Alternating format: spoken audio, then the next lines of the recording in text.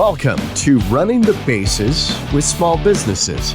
This is Randy Rohde with 38 Digital Market, and every episode, I sit down with local entrepreneurs, business builders, and small business owners to talk about their successes and struggles, their tools of the trade, and to give actionable tips to other business builders.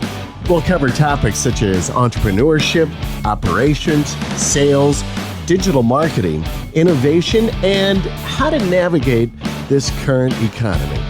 Thanks for joining us today. And we're pretty excited today to have with us Nadine Glatley from Rent-A-Daughter. And Rent-A-Daughter is a home health care agency located right here in Cleveland, Ohio, serving all of Ohio and especially Northeast Ohio. They also have offices in Naples, Florida, serving those clients there. Nadine, welcome to the show. Yes, and we're really excited to have you with us today, not only because of you and your business, but also because this is our very first episode of Running the Bases, and so you are our very first guest, so it's quite a distinction. Yeah, incredible. Right? Yeah, very exciting. All right, so Rent-A-Daughter. So tell us about your business and the services you provide. Rent-A-Daughter is in-home health care. We provide companionship all the way to end of life. So whatever the patient may need, based on, we put a personalized plan for each individual. So we can service them, to 150%. Mm-hmm, mm-hmm. That's incredible. So very different options that we have, long-term, short-term, whatever basically the need is. Okay. All right. How did you get started in this? What's the background? Walk us through that, and especially tell us about the name Rent-A-Daughter. That is so unique and completely you. It's an amazing name. So I started back as a single mom with two children, two little girls, and I always had a passion for, I felt like I was a caregiver throughout high school, just, being able to help people and be there for them. And it's just a passion that I always had, and I always envisioned for myself, owning my own business, being able to just take it step by step. So I was a single mom with two girls, and I was able, by the grace of God, I landed an amazing family, and the business just went from word of mouth. Mm-hmm. And it started off very slow in the beginning, and before you knew it, it was just centered, and the whole group of people, just the whole friend group, our company became their caregivers. Mm-hmm. That's terrific. Wow, that's great. So your customers, if you would, or your clients, are they specifically at any particular age group, or just really anyone who needs special attention home health care? Just really anyone that needs it, from hip replacements to knee replacements. You never know. You could be 50 and, just need a little bit of help short term, till you're able to get back on your feet and take care of yourself. Some could be 3-day care, some can be 3-year care. Mm-hmm. So it just varies. There's no age limit, or it's not just elderly care. It's any kind of home health care. Okay. And I've, in looking at your website at rentadaughter.org, I see you've got all different types of services, from Alzheimer and dementia care, personal companion care as well. Tell us a little bit about some of those specific services like that, especially maybe the Alzheimer and dementia care. Well, Alzheimer and dementia, people need to have a caregiver with them if they're living at home. A family can't be there for them. Depends how the decline is with the Alzheimer's, if it's early stages of it and they just need short term, in the morning to get them dressed and make sure that they have their medication and, they're starting their day off right. Some could be that they're a fall risk, or, they can open the door and go out the door and cross the street. It could be more dangerous of a situation. So it all depends on, how aggressive the disease is for each individual. Okay. As far as companionship goes, I do service a lot of clients who have kids that are out of town that can't be there for their loved ones. And we just go in and we're with them, on a daily basis or a couple times a week. I believe in huge stability. I believe that building a rapport with the caregiver and having the same person is very key, and it becomes more to family. It becomes more like family. Mm-hmm. And they look forward to that person. They want to see that person. They, adjust to that person, and also the caregiver is able to pick up the changes through the care. Mm-hmm. So it's very much like a daughter of. It is very much like a daughter. Yeah, that is great. I can't even imagine. So obviously you have a broad team that works with you in delivering these services.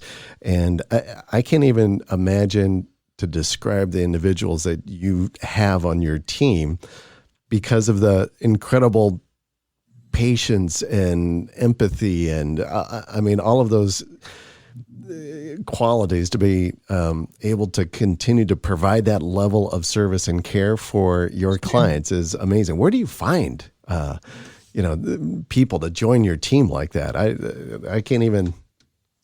I can honestly say I would not be able to do it without them. They are just incredible caregivers. They've been with me for a really long time. By word of mouth or, through nursing schools or through hospitals. Their ages range and they want to be there. They become very, very attached to the families. They go above and beyond, and the families just end up loving them so much that they become like their family, like their own daughter. And the clients are just so giving and, so loving to them that it's a two-way street. I mean, they're comfortable in the home. They're comfortable in what they're doing. They love what they do in order to be able to have, a position like this, because caregiving is not for everyone. So it's having the right mindset and really wanting to be there. And I just tell them, treat them like this is your own mom or this is your dad or, even your child. It could just, you're looking at this person every single day and really loving them and caring for them as if it was your own family member. And that's the mindset that we believe. Wow, that is great. I know I have in-laws that are getting older, and have thrown out to them like, hey, it might not be, a bad idea to maybe have somebody check in with you from, time to time throughout the week, and just to be sure that you're okay. We call and we're hours away. And I think my wife and I would have a little more peace of mind, I think, knowing that people were kind of touching base with them, face to face like that, if you would. But there's some hesitancy there with my in-laws. Yes. And so tell me about, how do you overcome that, I guess, with some of your clients? There's always a big push in the beginning. We don't want anyone in our home. No, we can do this alone. That it's both of us here. We'll take care of each other. I feel like once they learn and they build that relationship with the caregiver, they will be more liking to have the care. In the beginning, it's not easy at all. They push back. They don't want it. We don't want someone in our house. We can do this. We can do this. And in the end, they just become, they want the person. It ends up going from, if you start off at 2 days, it ends up, oh, well, maybe we'll have them a couple more hours at night, or, now we want them on the weekends. It's hard to accept care. I mean, that's also showing them that, they're declining, and that's a hard pill to swallow, at their age as well. But I don't feel like a husband should take care of a wife or vice versa, because you end up declining. Mm-hmm. Mm-hmm. Even a child to take care of their mom. I just feel you see that decline, and they don't want to be remembered that way. They want to know they're prominent. They're the parent. They don't want their children or their wife or husband taking care of them. Right. No, I can see that as well. And I think, if I recall as well, you do something that I think even helps in that kind of hesitancy and that in this obstacle, is that you have your team member, care provider, they have the same clients. So you don't. So if we were to have you come and to work with my in-laws, I wouldn't have 3 or 4 or a parade of different people coming through. And why do you do that? And why is that important? That is extremely important. If you're not, first of all, it's their home, it's their privacy. They don't want a revolving door. They want to look forward to that same person coming in. They want to build that relationship. If you don't, I mean, if I needed care, if you needed care, Randy, and we just had different people coming in, we wouldn't feel comfortable. I mean, especially with what they're dealing with. It's to give them comfort. It's to give them peace of mind. You know, I'm looking towards Maria coming tomorrow. Oh, Maria will, do this for me, or, Anne, or whoever it is. And they build that relationship with them so that they overcome not wanting care. They overcome being able to speak to that person and really tell them, I don't feel good today, or picking up what they want. Stability is key. Mm-hmm. Stability is 100% very, very important. And unless you have 24-hour care or, a whole lot of hours, I try to keep it to one caregiver, because to me, that's very important. And that's how I would want it. Mm-hmm. I have to picture myself, what would I want if I was in that situation?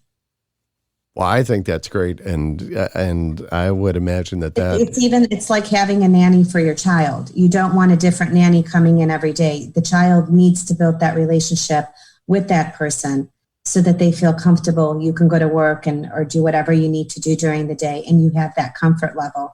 And the family builds the rapport with the caregiver as well.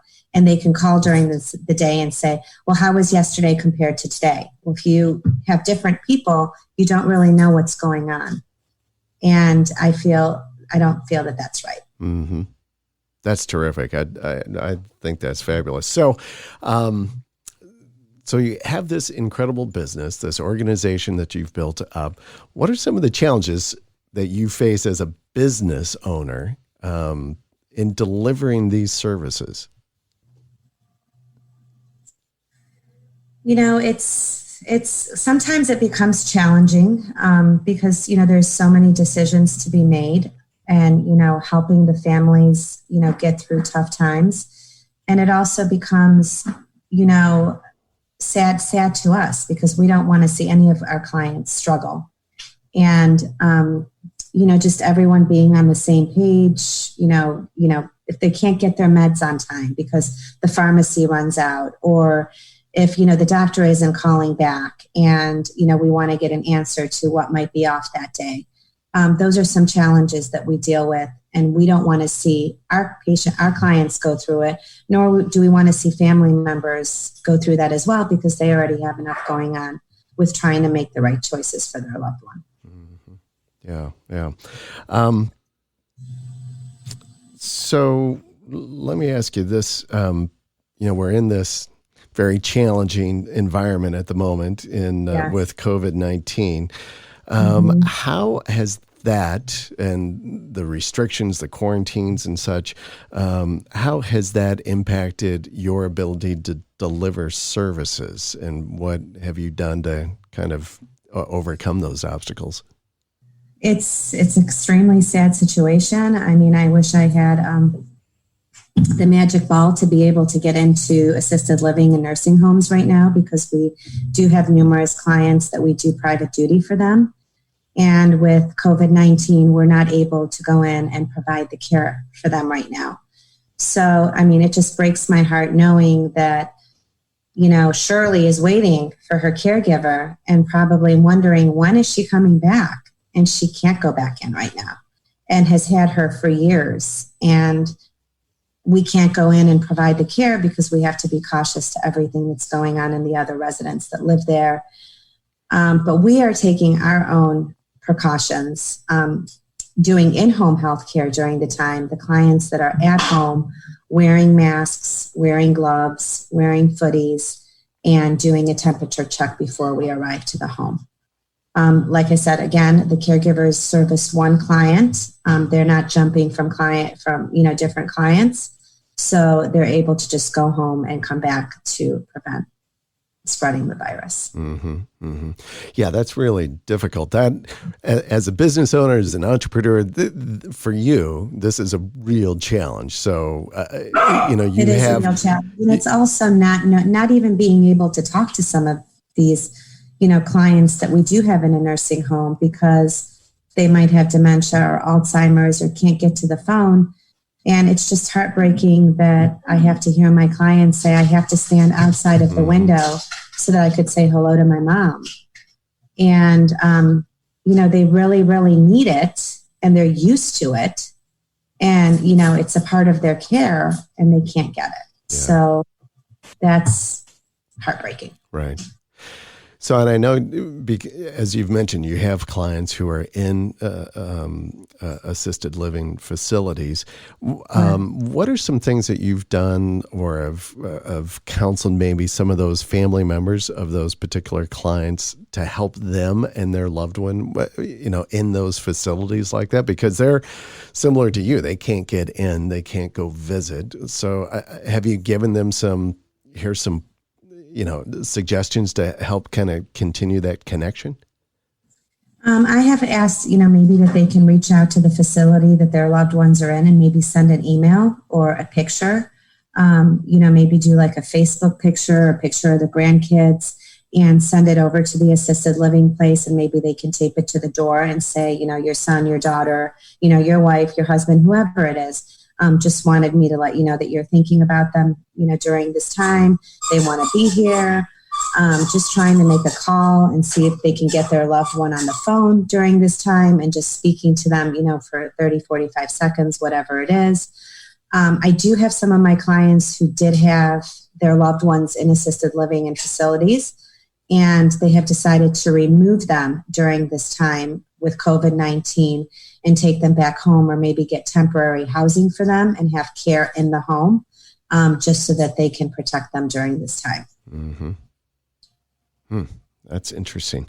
So kind of looking forward and not knowing, really with this COVID-19 and this environment that you're in, but in looking at how you're delivering services now through this period, how do you envision your services changing or the focus of your business maybe changing at all, after this even? It's very scary. It's in the hands of God. I mean, I don't know. I don't have the magic ball. I do feel that a lot of people are going to be reluctant to where their loved one needs. And I feel like we are going to have more business at home than in facilities. I don't think we're over this turn right now. I think, it's going to be a while. And it's basically just making the decision for what's best for you. What's best for you, what's best for your family. I do believe that a lot of our care is going to be more one-on-one in private homes. So that's a challenge for you, I would imagine, as well, just in thinking about how you deliver that appropriately as well, right? Right. Yeah. So you've been doing this, 16 years? How long? 17 years in Cleveland and the last 4 years in Florida. Okay. So in thinking about now, you've got the age, wisdom, now behind you of the experience. What do you wish you had known back then, as you were starting out, that you know today? Well, I've taken a different approach the last couple of years. The kids are older now and less needy of me and my time. So basically just doing a lot of networking that I didn't do prior, delivering a beautiful website, having a great website on Rent-A-Daughter so people can, the word is out besides just word of mouth. Just meeting people, business networking, just really getting out in the public and letting them know that Rent-A-Daughter has existed and is here and to serve. We're 24/7. We're honored to be a part of anyone's care. And before I just let it go by word of mouth. And now I'm just taking a couple steps further. Mm-hmm. All right. So I would have done that prior. Okay. So you mentioned about the website, and I will say, we're Thank working you. with Nadine. So what are you doing right now as far as currently marketing your business and services? Definitely the website. We've been doing a lot more ads. We just had a full page ad run in the Jewish News. A lot of ads through the chamber, Chagrin Valley Chamber, the Beachwood Chamber. I also am involved in a Beachwood networking group and, BNI through other business networking. And just, letting people know that we're here through Facebook, anything that we can do virtually. All right, good, good. What's around the corner? What do you see in the future for innovations in the services that you're delivering? New services, possibly. I mean, what do you think is around the corner for Rent-A-Daughter? Well, Rent-A-Daughter is Rent-A-Daughter. Whatever you need, we're going to do. So if it's grocery shopping, picking up medications, I don't think there's something that we could. Very few things we would say no to. Like I said, once we come in, we're not going to say, no, we're not going to do laundry, or, we're not going to load the dishwasher. We're going to do what the client needs. So as far as what we can change, we're just going to base it on our clients' needs and, take it step by step that way. I just feel there's a lot changing, and, I'm even keeping in touch with my clients that I've had previously that are doing well, and, they don't need any help, and just, giving them a breath of fresh air every day and letting them know that we're going to get through the stump. Mm-hmm. So it's just everybody working together, everybody wanting the same thing at the end. Good. Good. Well, I'm excited. I'm glad that you're doing what you are doing, because I'm sure that you are touching the lives of hundreds of people and giving them support and care and helping their families as well. And I love what I do. I love my families. I just could not be more honored. And it's just, I'm very blessed. Yeah. And, I even tell families that call, if you scope out your options, see what's out there. Even if you decide not to go with me, that's fine. But if I can give you my opinion or give you any suggestions, being that I have been in the field, I'm more than happy to do that. It's not just about the client, it's about the individual and what they need. You strike on a good question, I think, here, which is, if somebody is looking for services like yours, what would be some things that you would give them as far as some guidance or suggestions on what to look for? What would be some of the important things if they were trying to evaluate, service providers? What would be those questions they should ask? Well, if they're seeing a decline with their loved one, are they forgetting to take their medications in the morning? Are they able to get their clothes on and off, properly? Are they putting them on backwards? Are they able to do their personal hygiene on their own? Have they been falling? Are they a fall risk? When something is off with your mom and dad. Like, are you calling them and, their words are getting mixed up, or a conversation doesn't make sense? And also following what the doctor's orders are. I mean, some people are told, you do need the care, and the kids have a hard time because their mom and dad don't want the care. But basically just, making sure that they're safe. So let me, if I were going to go find some assistance, healthcare provider for, say, my in-laws, who I love dearly and would want the best for them, what are the questions that I would ask healthcare providers, such as Rent-A-Daughter? What would be the things that you would say, here are the questions you should ask those providers, so that I can make a good decision? How long have you been in business? How long have you been in business? What kind of clients have you serviced? What do you specialize in? What is the flexibility? How do you send your caregivers? Is it the same caregiver? How many caregivers will I have? Are you a 9-to-5 operation? What if I have an emergency? Am I able to reach you after 5 o'clock? Things happen all the time. My phone rings at 10 o'clock at night.